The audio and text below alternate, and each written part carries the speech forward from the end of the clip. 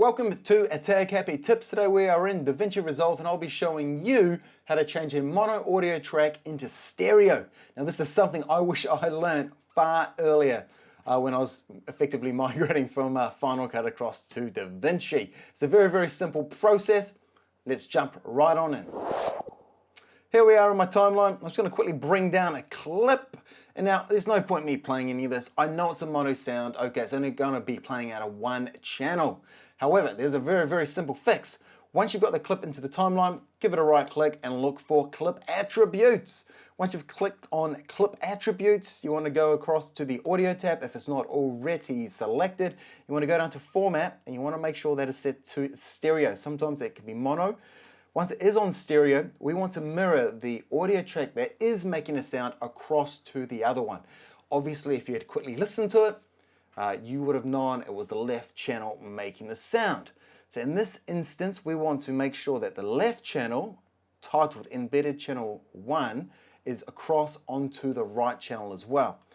Very simply, click on the drop down, move it across to 1 and go OK. Now, if we were to play this track, it's going to be in stereo. There is another way to do this. Let's just delete that. Up in the media pool, I've got a bunch of different clips here. Okay, and let's say you're editing a wedding and you've got a second shooter and they're using different mics, different lapels, different shotguns, an audio recording device, things like that. Things are going to be a little bit different to your workflow that you might be completely aware of.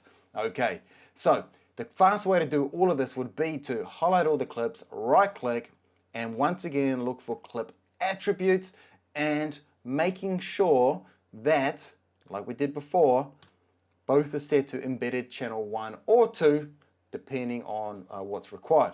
Now if we go OK on that, all of those clips have now updated to the setting that we've just mentioned. Let's just bring a couple of these down to the timeline.